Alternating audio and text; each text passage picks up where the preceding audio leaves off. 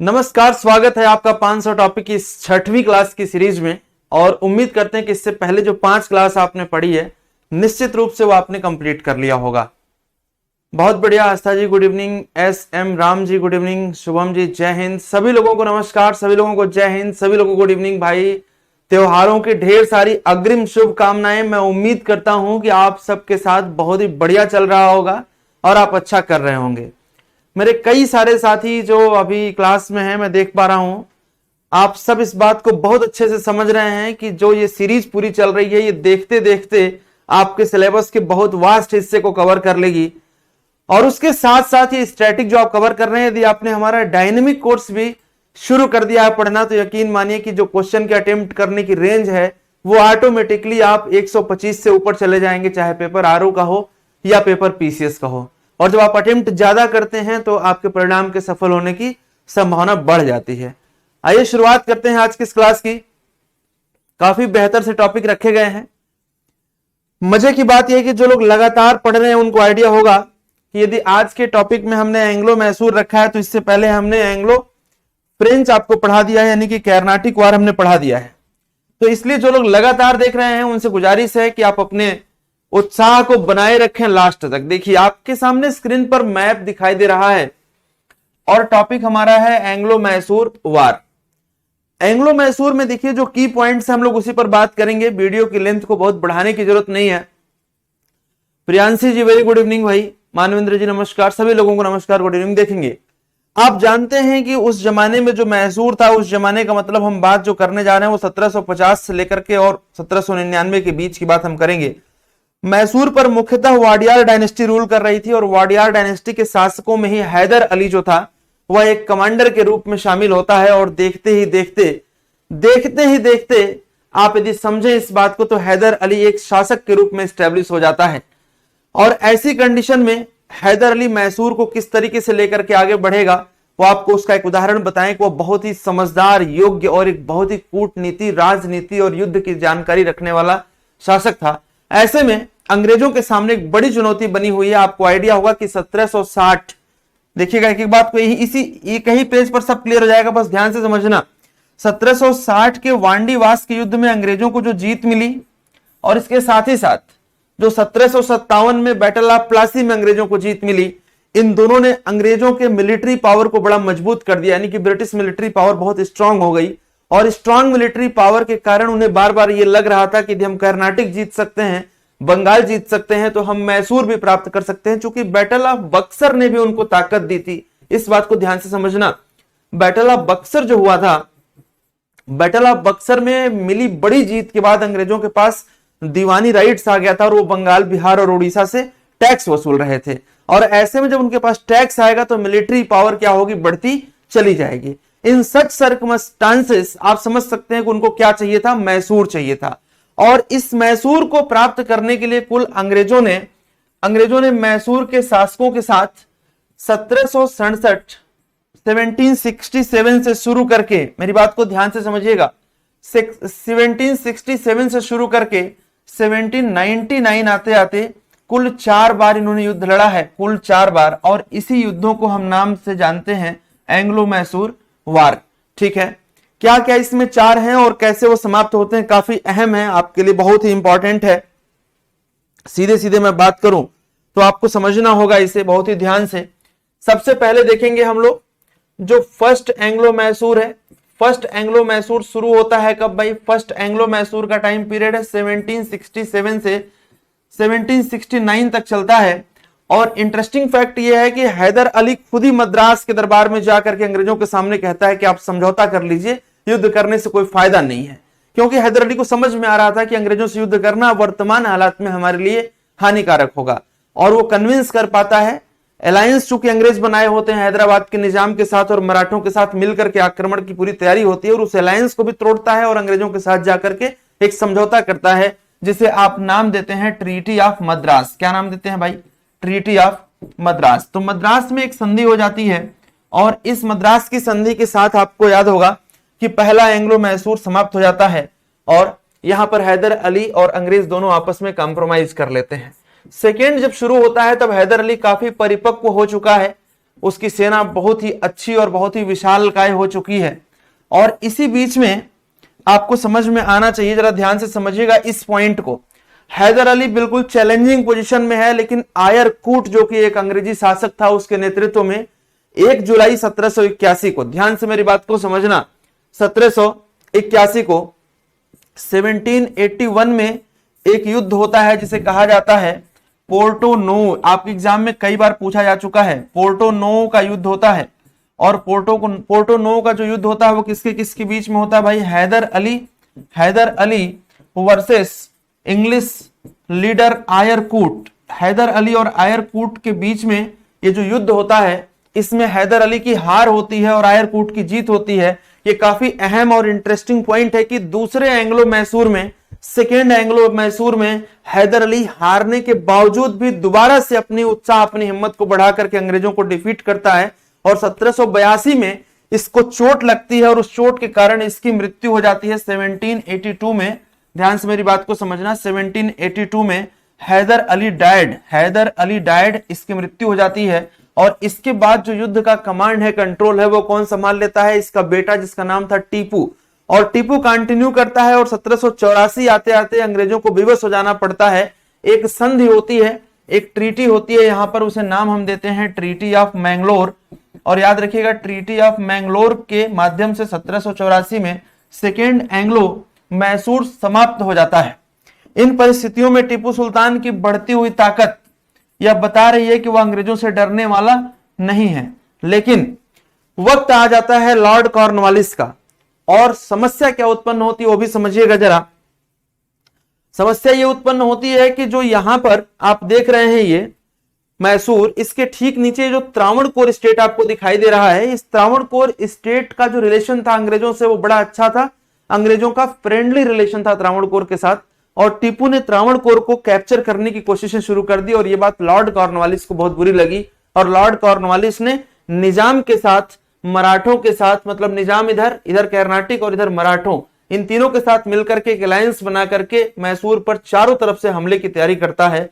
और इसी हमले में टीपू सुल्तान टूट जाता है, और अंततः जो आपको परिणाम देखने को मिलता है कि 1703 की हम बात करें, 1790 यानी कि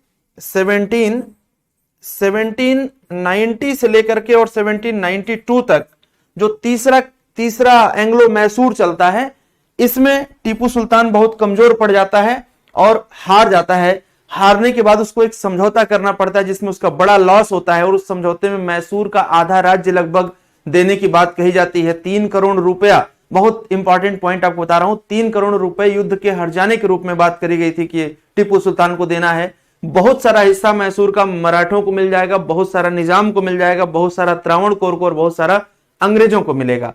ऐसे में टीपू सुल्तान आर्थिक रूप से, मानसिक रूप से, शारीरिक रूप से, और यहां तक समझिएगा कि जब तक टीपू सुल्तान ये सब कुछ दे नहीं देता है तब तक उसके 2 बेटे इंग्लिश कस्टडी में होंगे, यानी कि उसको इमोशनली भी तोड़ा गया। चारों तरफ से जब टीपू सुल्तान टूट जाता है तो श्रीरंगपट्टनम की संधि करता है, जिसे आप इतिहास में जानते हैं, बहुत ही महत्वपूर्ण है। श्रीरंगपट्टनम की संधि होती है, और इस संधि ने टीपू सुल्तान को अंदर से तोड़ रखा था, लेकिन उसकी हिम्मत, उसका उत्साह अभी भी नहीं टूटा है। थोड़ा समय और जब बीतता है, लॉर्ड वेलेजली आता है। लॉर्ड वेलेजली एक पॉलिसी ड्राफ्ट करता है 1798 में, 1798 में, जिसे आप कहते हैं सब्सिडियरी अलायंस, सहायक संधि। और सब्सिडियरी अलायंस को एडॉप्ट करने का जो प्रेशर था टीपू सुल्तान पर, उसे टीपू सुल्तान ने रिजेक्ट किया, और यही कारण बना चौथे एंग्लो मैसूर का। फाइनली वेलेजली ने पूरी ताकत से मैसूर पर हमला किया, और चूंकि पहले से कमजोर जो टीपू सुल्तान है, मानसिक, शारीरिक और आर्थिक रूप से कमजोर टीपू सुल्तान, अपने चौथे युद्ध में अपनी राजधानी की रक्षा करते हुए टीपू सुल्तान डायड मतलब मारा गया। ये किल्ड लिख सकते हैं आप यहाँ पर, ये मर गया। और इस प्रकार से जो मैसूर राज्य था, अंग्रेजों ने उसका बड़ा हिस्सा कैप्चर कर लिया, और उसके साथ ही साथ जो वॉडियार डायनेस्टी का एक कृष्ण राजा नाम का जो माइनर शासक था, उसको अंग्रेजों ने मैसूर का शासक घोषित कर दिया। और मैसूर देखा जाए तो सब्सिडियरी अलायंस के थ्रू 1799 में अंग्रेजों के अंडर कंट्रोल आ गया। तो जरा मुझे फाइनली कमेंट करके आप सब लोग बता दें कि जो हमने आपको एंग्लो मैसूर में चारों युद्ध और उनमें 3 संधियां और साथ में जो गवर्नर जनरल के नाम बताए हैं, मैं उम्मीद करता हूं कि सब कुछ आपको क्लियर हो गया होगा। ठीक है, फटाफट सभी लोग कमेंट कर देंगे और क्लास को सभी लोग लाइव देखने की कोशिश करेंगे, as much as possible class को लाइव देखेंगे। और उससे भी जो बड़ी बात है वो ये है कि आप अपने दोस्तों को एक बार सजेस्ट करें। दोस्तों को सजेस्ट करने के साथ साथ बताएंगे सभी लोग कि जो क्लासेस आपकी चल रही है वो आप लोगों के लिए बेनिफिशियल साबित हो रही है। कोई कंफ्यूजन, कोई डाउट तो नहीं है। बहुत ही बढ़िया टॉपिक था ये। कर्नाटक कल देख लिया, मैसूर आज देख लिया, बहुत बढ़िया। आइए, निश्चय चौहान जी वेरी गुड इवनिंग, सभी लोगों को गुड इवनिंग भाई, सबको गुड इवनिंग और बढ़िया, बहुत बढ़िया। Arpit Sharma ji very good evening. Treaty of Seringapatam. जो लोग हमारे साथी स्टैटिक कोर्स अभी भी सब्सक्राइब नहीं किए हैं, कृपया वो सब्सक्राइब करें, क्योंकि जब स्टैटिक और डायनेमिक दोनों मिला के पढ़ेंगे तो फिर मजा बड़ा अलग होने वाला है। ठीक है, रिफ्रैक्शन ऑफ लाइट, प्रकाश का अपवर्तन। आप देख रहे होंगे कि हर रोज मैं कोशिश कर रहा हूं साइंस के लाइट वाले चैप्टर से एक एक टॉपिक उठा रहा हूं जहां से एग्जाम में सवाल आएगा।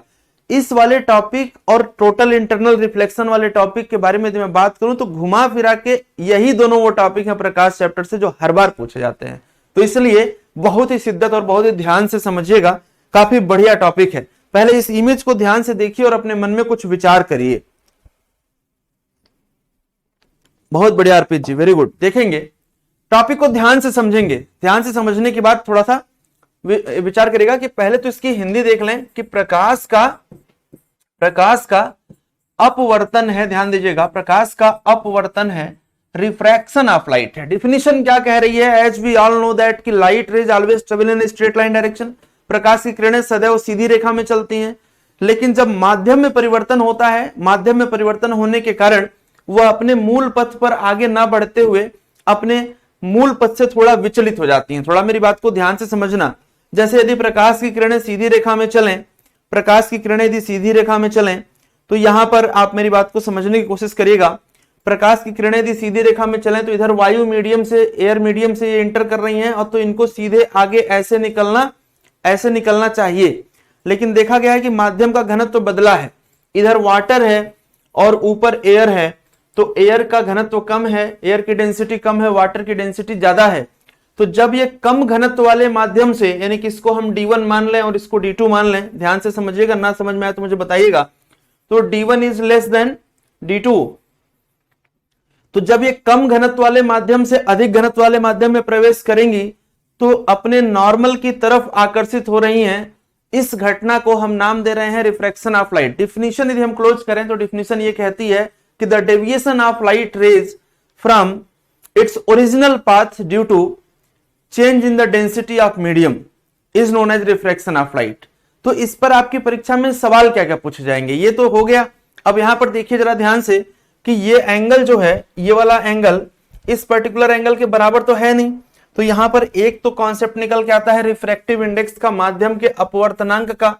तो जो अपवर्तनांक होता है वो एक कांस्टेंट होता है और ये अपवर्तनांक रिफ्रैक्टिव इंडेक्स जो होता है, रिफ्रैक्टिव इंडेक्स, ये बात करता है किसकी? ये बात करता है sine i upon sine r. बस आपको इतना याद रखना है। और यही जो होता है ये स्नेल का नियम होता है, स्नेल्स लॉ होता है। सीधे सीधे आपके परीक्षा में क्वेश्चन पूछा जाएगा कि स्नेल्स लॉ किससे संबंधित है, तो आप आंसर करिएगा प्रकाश के अपवर्तन से। दूसरा जो अहम सवाल इस पर बनता है आपकी परीक्षा में, पहला क्वेश्चन ये बनता है। दूसरा ये बनता है कि जो तारों का टिमटिमाना है, ट्विंकलिंग ऑफ द स्टार है, तो तारों का टिमटिमाना किसके कारण है? तारों का टिमटिमाना भी प्रकाश के अपवर्तन के कारण है। इस पॉइंट को याद रखिएगा, मल्टीपल रिफ्रैक्शन होता है इसलिए तारे टिमटिमाते हैं। तीसरा जो आपके एग्जाम में सवाल पूछा जाता है वो पूछा जाता है आपसे कि जो तली में रखा हुआ सिक्का, तली में रखा हुआ सिक्का जल, मान लीजिए किसी गिलास में जल ले लिया और उसमें सिक्का डाल दिया, ऊपर की तरफ उठता हुआ प्रतीत होता है, ऊपर की तरफ उठता हुआ प्रतीत होता है। ऐसा भी क्यों होता है? ऐसा होता है क्योंकि आपको मालूम है कि वहां पर रिफ्रैक्शन काम कर रहा है। इसी पर संबंधित एक और बड़ा बढ़िया सवाल पूछते हैं कि जो स्विमिंग पूल होता है, स्विमिंग पूल की जो आभासी गहराई होती है वो कम प्रतीत होती है। ये काफी इंपॉर्टेंट क्वेश्चन है। इस बात को मैं आपको समझा दूं कि जो एपेरेंट डेप्थ होता है, एपेरेंट डेप्थ का मतलब होता है स्विमिंग पूल की आभासी गहराई। जरा मुझे कंफर्म करेंगे आप मेरी बात समझ पा रहे हैं?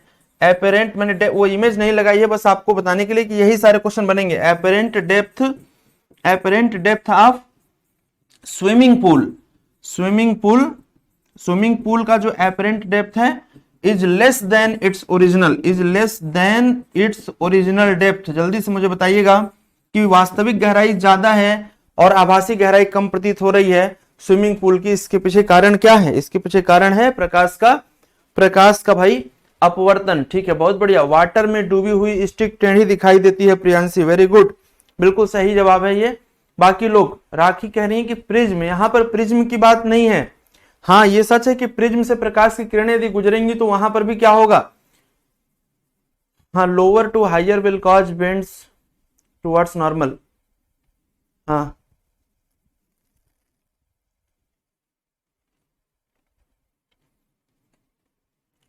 बेंड्स टुवर्ड्स नॉर्मल, यही तो बोला है। अर्पित शर्मा जी कह रहे हैं कि sir medium change from lower to higher. हाँ लोअर टू हायर की ही बात कर रहा हूं। लोअर टू हायर में ही तो देखिए इंटर हो रहा है ना। इमेज आपके सामने लगी है, सभी लोग जरा एक बार कंफर्म करेंगे यहां पर हमें कि लोअर टू हायर इंटर कर रहा है तो नॉर्मल के टुवर्ड जाएगा, और हायर टू लोअर करेगा तो नॉर्मल से अवे जाएगा।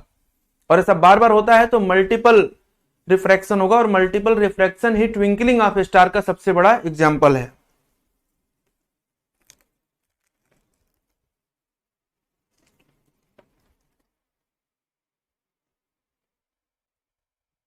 बहुत बढ़िया, बचपन का इम्पल्सिव पेंसिल का एक्सपेरिमेंट, वेरी गुड।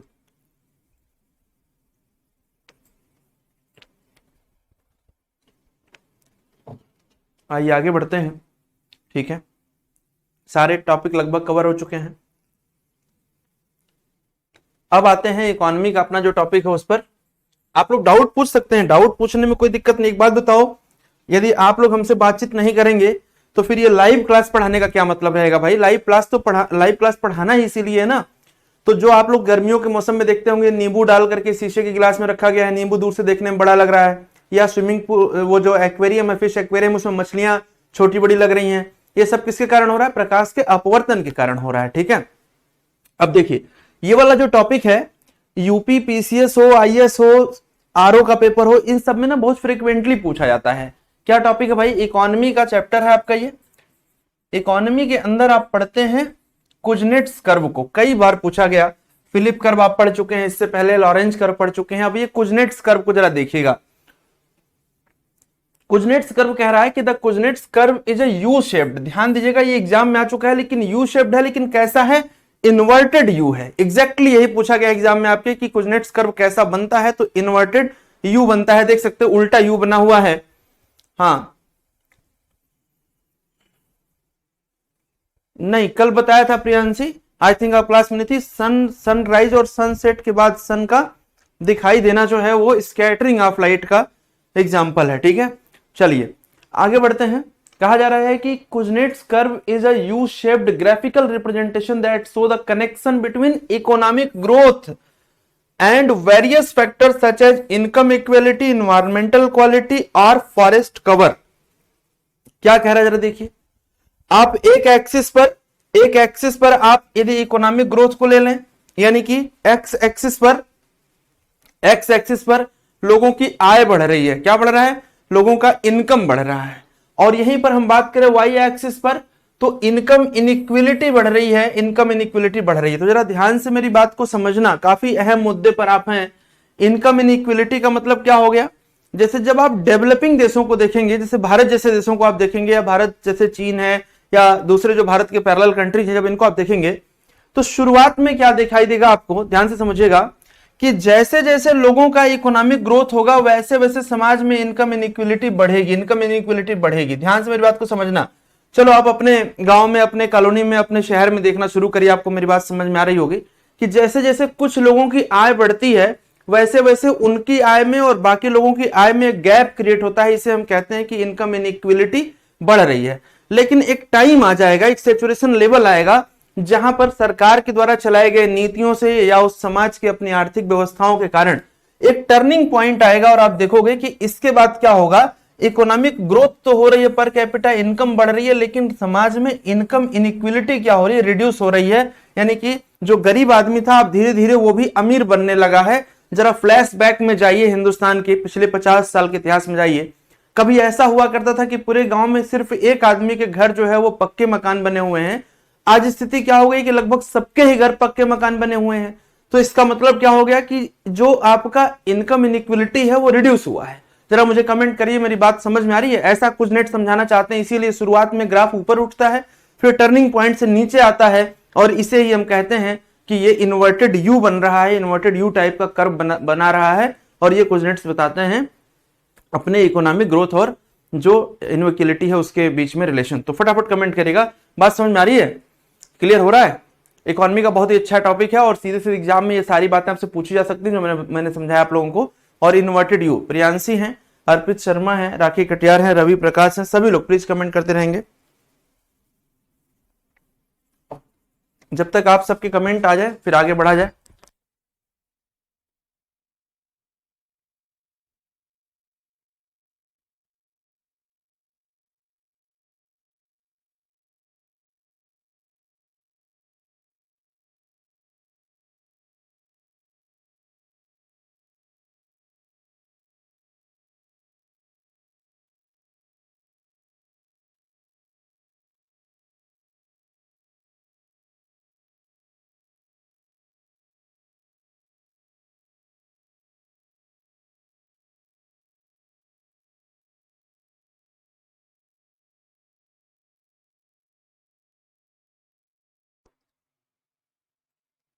बहुत बढ़िया, ठीक है।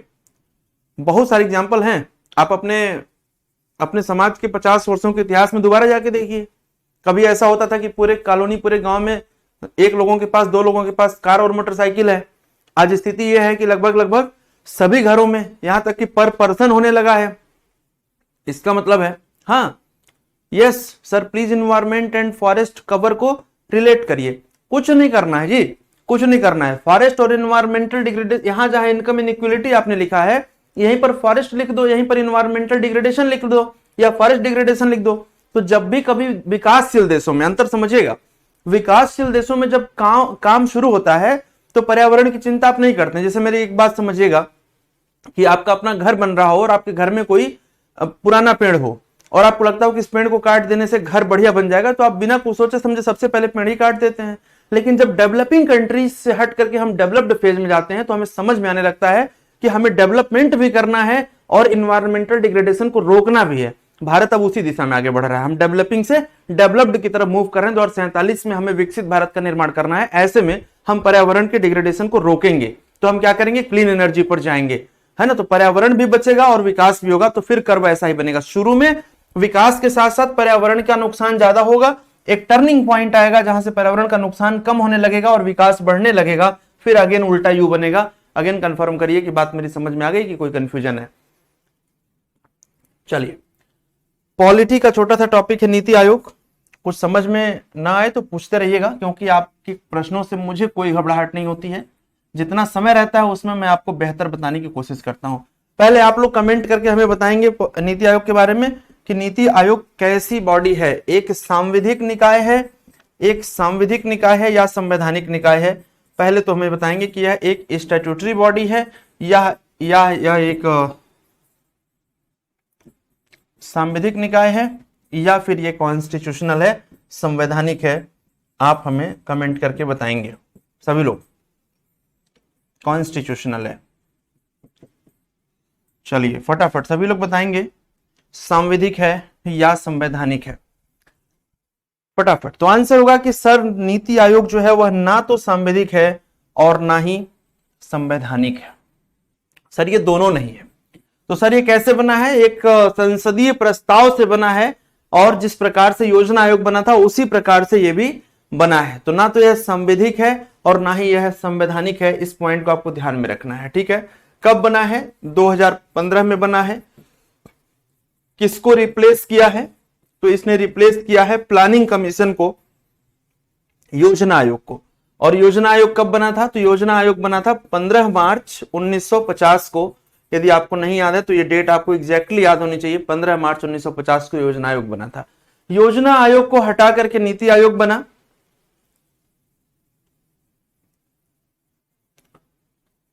क्या कह रहे हैं मेरे बड़े भैया हैं, उनको भी समझ आ गया चलिए बहुत बढ़िया, धन्यवाद।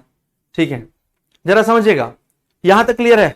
योजना आयोग में भी चेयरपर्सन कौन होता था? प्रधानमंत्री होता था। तो नीति आयोग में भी प्रधानमंत्री चेयरमैन होते हैं। जो करंट प्रधानमंत्री होंगे वो चेयरमैन होंगे। इसके साथ साथ जो वाइस चेयरमैन होंगे उनको कौन अपॉइंट करेगा? प्राइम मिनिस्टर अपॉइंट करेंगे।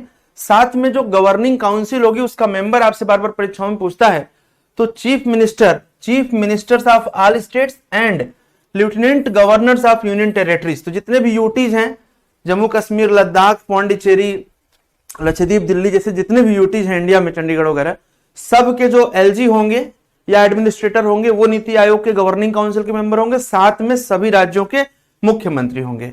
और इसकी जो मीटिंग होगी उसमें तय होगा कि हमें कोऑपरेटिव फेडरलिज्म को बढ़ाना है, एक दूसरे का साथ देकर के हमें आगे बढ़ाना है।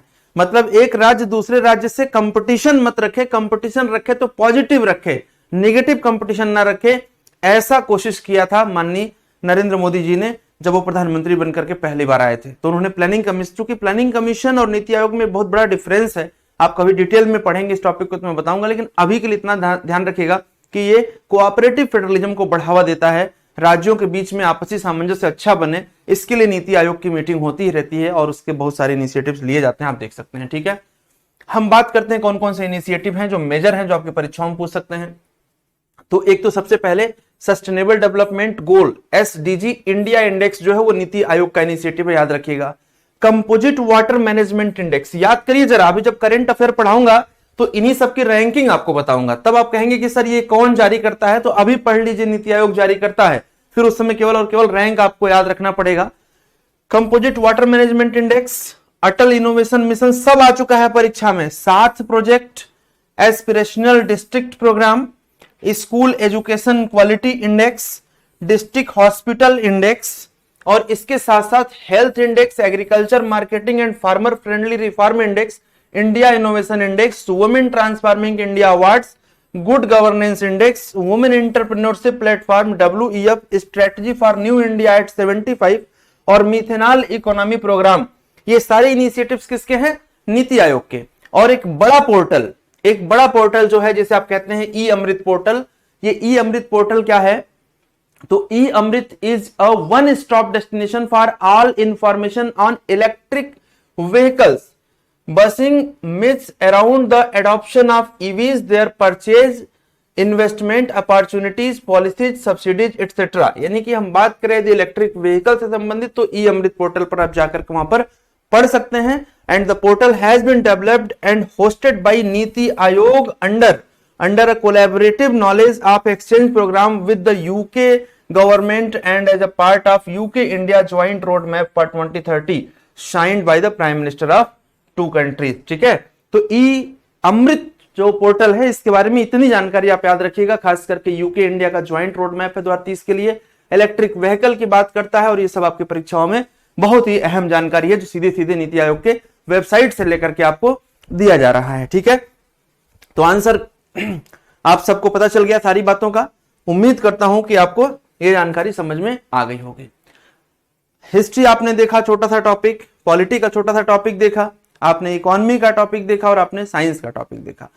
अब ये ज्योग्राफी का लास्ट टॉपिक है, लेकिन यूपी के एग्जाम के लिए बहुत महत्वपूर्ण है। क्लास को इसी तरीके से डिजाइन किया जाता है कि आप यूपी के एग्जाम को भी टारगेट कर पाएं और साथ में आप यूपीएससी दे रहे हैं तो वो भी आप टारगेट आसानी से कर पाएं। तो ध्यान से समझेंगे, यहां पर जो हमारा सोर्स है गोमती नदी का, सबसे पहले वही पूछा था कि गोमती नदी कहां से निकलती है। तो गोमती नदी जो निकलती है ये कहां से निकलती है साथियों? ध्यान से समझिएगा, गोमत ताल है माधो टांडा, पीलीभीत उत्तर प्रदेश से, यानी कि पीलीभीत जिले के गोमत ताल या माधो टांडा से निकलती है। दूसरी बात ये ध्यान रखना है कि मैदान में से निकल रही है, ये मैदानी क्षेत्रों से निकल रही है, इस पॉइंट को ध्यान में रखिएगा। दूसरा पॉइंट ध्यान में रखना है कि जो गोमती या गुमटी या गोमती रिवर है ये किसकी सहायक नदी है? तो याद रखेंगे गंगा की सहायक नदी है। अब आपके एग्जाम में फिर प्रश्न पूछ सकता है कि गंगा के कौन से हाथ की सहायक नदी है? तो जरा ध्यान से देखिएगा कि ये जो नदी आ रही है इधर से, जो मैंने मार्क किया है ये गंगा नदी है, और यहां पर आकर के इधर से आप देख सकते हैं कि गोमती इसको ज्वाइन कर रही है, इधर से गोमती ज्वाइन कर रही है। तो यदि हम बात करें तो नदी की बहने की दिशा जो होती है, उधर आप फेस करके खड़े होते हैं तो जो आपका बायां है वो बायां नदी का माना जाएगा, जो आपका दायां है वो दायां इसका माना जाएगा। तो गंगा के बाएं हाथ पर आकर के गोमती गंगा को ज्वाइन कर रही है। तो गंगा के बाएं हाथ की सहायक नदी है, याद रखिएगा, लेफ्ट हैंड ट्राइब्यूटरी है।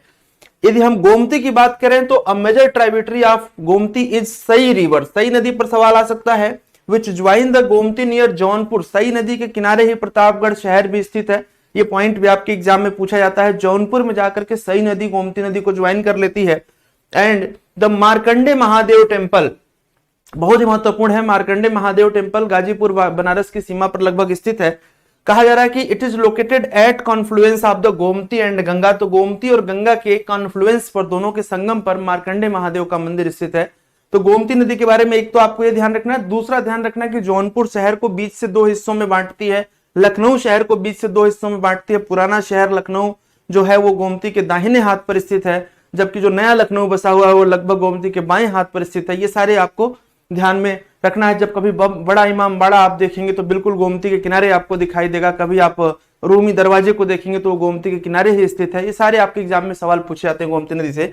तो साथियों, मुझे उम्मीद है कि गोमती नदी को पढ़ने के बाद आपके 5 टॉपिक कंप्लीट हो गए हैं और थोड़ा सा जानकारी गोमती नदी के बारे में और ऐड कर दिया गया है कि लखनऊ के अलावा गोला गोकर्णनाथ बहुत इंपॉर्टेंट जगह है, मिश्रिक है, नीमसार है, लखीमपुर खीरी, सुल्तानपुर, केराकत और जौनपुर जफराबाद जो हैं वो नदी के जल ग्रहण क्षेत्र में आते हैं। गोमती की बात की जा रही है, ठीक है। तो ये सारी बातें याद रखिएगा। साथ में आज की क्लास में चूंकि टॉपिक छोटे थे तो थोड़ा जल्दी समाप्त हो गया है, लेकिन अगली जो आपकी क्लास होगी, अब चूंकि त्योहारों का सीजन होगा तो लाइव क्लास आपकी त्योहारों के बाद ही होगी, 5-6 दिन के बाद। एंग्लो मराठा वार आपका टॉपिक होगा, इंटरफेरेंस ऑफ द लाइट और उसका एप्लीकेशन आपका टॉपिक होगा, लोकपाल एंड लोकायुक्त पर बात करेंगे, यमुना नदी पर बात करेंगे और आरबीआई पर बात करेंगे। बड़े टॉपिक हैं, तसल्ली से 1 घंटे से अधिक का समय लगेगा, लेकिन आप लोगों से हमारा एक सलाह भी है और एक विनम्र अनुरोध भी है कि यदि आप हमारे स्टैटिक सेक्शन को पूरा देख रहे हैं तो उसके साथ साथ जो डायनेमिक कोर्स हमने आप लोगों के लिए प्लान किया है उसे भी आप जरूर करें, क्योंकि पूरी की पूरी तैयारी का मजा तभी है जब आप क्वेश्चन 125 से अधिक अटेम्प्ट करें। और भरोसा रखिए, यदि मैं ये बात कह रहा हूं तो इतना आप अटेम्प्ट करके आएंगे, ये मुझे पूरा भरोसा है और आपको भी अपने कर्मों पर भरोसा होना चाहिए। तो मिलते हैं इसी सीरीज में 7वीं क्लास में लाइव हम लोग दिवाली की छुट्टी के बाद। तब तक के लिए दिवाली की अग्रिम शुभकामनाएं आप सब लोगों को। इजाजत दीजिए, नमस्कार, धन्यवाद।